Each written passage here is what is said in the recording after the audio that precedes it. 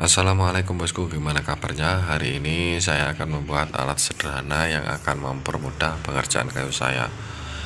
Ini papan dengan ketebalan 2 cm dengan panjang 20 cm dan 2 buah baut. Jadi alat yang saya buat ini nanti khusus untuk mesin circular saw bosku. Ini akan mempermudah untuk membuat sekonong atau membelah dan lain-lainnya. Untuk cara membuatnya seperti ini bosku. Ini yang pertama mal bawaan dari pabrik mesin circular saw. Ini papannya kita tempelkan di bagian bodinya. Setelah itu kita beri tanda, kita lubangi seukuran dari lubang dari mal bawaan. Dan untuk skrunya juga sama, tidak terlalu kecil dan tidak terlalu besar. Untuk yang samping ini kita perbesar agar nanti kepala bautnya ini nanti bisa masuk ke dalam dan rata.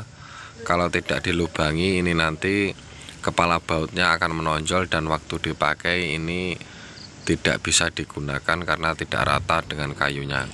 Setelah lubangnya sudah jadi dan bautnya kita masukkan, tinggal kita gabungkan antara mal pabrikan dan kayunya.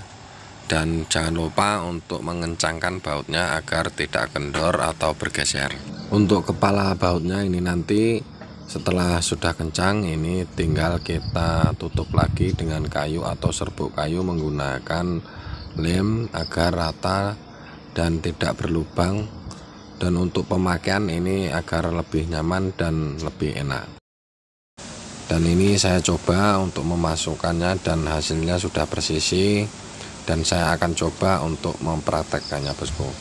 Jadi dengan alat sederhana ini bawaan pabrik yang ditambahin dengan papan atau kayu, ini pembuatan sekoneng lebih mudah dan lebih cepat.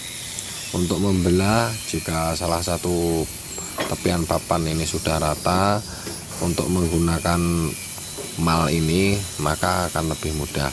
Oke bosku, semoga video sederhana ini bisa bermanfaat dan berguna. Jika bosku suka dengan channel Tukang Kayu Official, jangan lupa support channel Tukang Kayu Official dengan subscribe, like, dan bagikan. Jika ada kritik dan masukan silahkan tulis di kolom komentar.